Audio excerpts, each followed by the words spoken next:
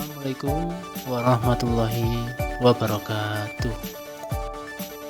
Perkenalkan, nama saya Indra Kusuma Adinugraha, CGP Angkatan 9 Kabupaten Boyolali. Pada video ini kita akan melihat demonstrasi kontekstual modul 1.4 budaya positif, penerapan segitiga restitusi yang sudah saya terapkan di sekolah saya di SD Negeri 2 Sanggi. Segitiga restitusi atau restitusi adalah proses menciptakan kondisi bagi peserta didik untuk memperbaiki kesalahan mereka sehingga mereka bisa kembali kepada kelompok mereka dengan karakter yang lebih kuat. Dosen tahun 2004. Restitusi membantu peserta didik menjadi lebih memiliki tujuan, mempunyai disiplin positif, dan memulihkan dirinya setelah berbuat kesalahan. Jadi, restitusi bukan untuk menebus kesalahan, namun untuk belajar dari kesalahan. Pada segitiga restitusi, terdapat beberapa langkah-langkah dalam restitusi. Yang pertama, menstabilkan identitas. Yang kedua, memvalidasi tindakan yang salah. Dan yang ketiga, menanyakan keyakinan. Berikut adalah kasus penerapan segitiga restitusi dalam pembelajaran yang ada pada kelas saya, yaitu pada kelas 6 di SD Negeri 2 Sanggi. Untuk kasus pertama, peserta didik terlambat datang ke sekolah. Pada hari Senin, di kelas 6 terdapat peserta didik yang terlambat datang ke sekolah. Peserta didik tersebut bernama Fahri. Fahri terlambat datang ke sekolah dan terlambat dalam mengikuti pembelajaran.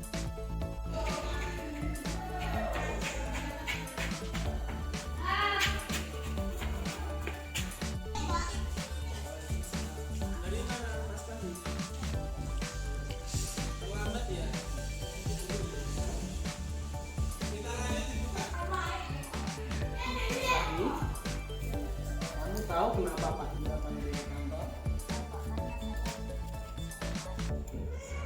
Ya, jadi Mas Fahri, perlu diketahui, kita sebagai manusia itu pasti pernah berbuat salah. Begitu juga dengan Pak Indra. Pak Indra juga pernah berbuat salah.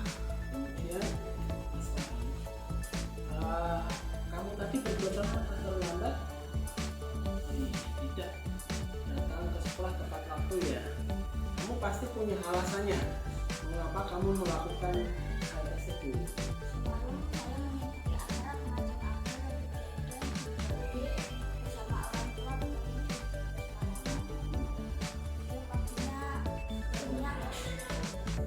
Terus ke sekolah juga terlambat. Jadi Mas Fahri, itu adalah hal yang positif dalam keagamaan. Mengikuti pengajian, sholawatan itu juga hal yang bagus. Akan tetapi mungkin nanti bisa diulangnya bagaimana nanti bisa dijelaskan oleh Mas. Kemudian masih ingat apa yang sudah kita yakini dalam kelas kita kemarin itu? Berangkat sekolah harus tepat waktu, harus disiplin ya. Jadi dengan kamu meyakini kesepakatan kelas kemarin, apa yang Mas Wahyu akan melakukan ke depan agar bisa tetap bisa menepati kesepakatan kelas itu?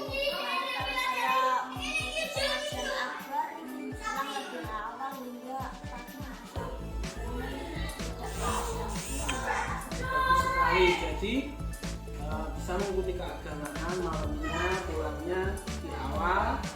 Kemudian pasti juga bisa ikut sekolah. Jadi semuanya mendapatkan, dapat berkat dari pengajian, dapat ilmu dari sekolah.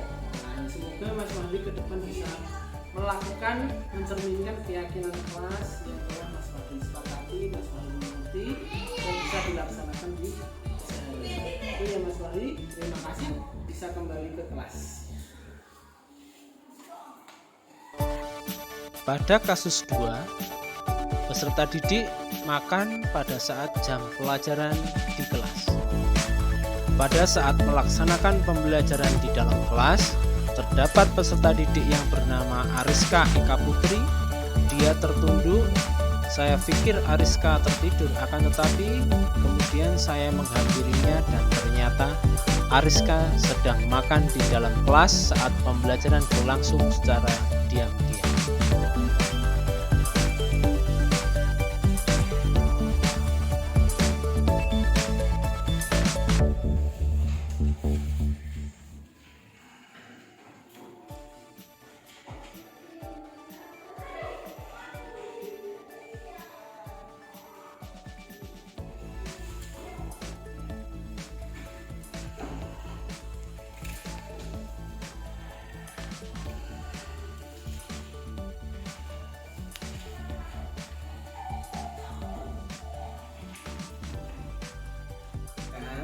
Kamu tahu kenapa Pak ya suruh ambil amplop?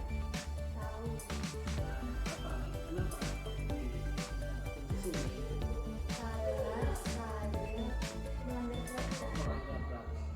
Tidak apa-apa, Pak Rizka. Jadi kita sebagai manusia itu pasti punya kesalahan. Pak Guru pun juga pernah melakukan kesalahan. Tetapi kalau bisa kita meminimalisir dia tak perlu bertanya alasanmu apa kok bisa melakukan kesalahanmu apa tuh emang tadi makan di kelas ya alasannya apa kok kamu bisa melakukan kegiatan atau makan di kelas tersebut itu karena saya belum sarapan apa nggak jadi masakan orang tua tidak berarti itu tidak masak karena apa kok itu tidak masak? Mbak Isa tahu kenapa kok itu tidak masak? Terburu-buru. Oh terburu-buru. Nanti kamu mandi terus berangkat ke sekolah, kemudian jajan, bawa ke kelas gimana? Iya. Oh itu berarti alasan. Kemudian Mbak Isa, kalau Mbak Isa sudah mengingat kembali atau masih teringat tentang keyakinan kelas yang kita buat bersama-sama waktu itu, masih ingat? Apa? Tidak boleh apa? Boleh makan di kelas saat mata pelajaran. Tidak boleh makan pada saat pelajaran sudah dimulai. Kemudian Mbak Rizka, kan itu salah, mungkin bisa diperbaiki ya. Kemudian tindakanmu apa Mbak Rizka untuk memperbaiki, mencerminkan keyakinan yang sudah kita sepakati? Dengan cara apa? Dengan cara saya pergi ya, datang tepat waktu terus berarti jika tidak dimasakkan berangkatnya lebih awal terus dimakan dulu baru masuk setelah itu adalah jawaban yang bisa dilaksanakan karena jawabannya gampang sekali tindakannya gampang sekali mungkin jika itu tidak memasakkan masak untuk Ariska bisa datang lebih awal jajan makan dulu kemudian jika udah bel masuk kelas Ariska bisa masuk kelas jadi kalau udah kenyang sudah siap untuk belajar ya, semoga cerminan ini tadi bisa dilaksanakan Mbak Rizka di kemudian hari jika itu ya Mbak Rizka terima kasih bisa kembali ke pelajaran ya. Terima kasih, hanya itu yang bisa saya perlihatkan, saya tampilkan kasus 1 dan kasus 2 segitiga restitusi pada kelas saya. Apabila ada kesalahan dan kekurangan, saya mohon maaf. Billahi taufiq wal hidayah. Assalamualaikum warahmatullahi wabarakatuh.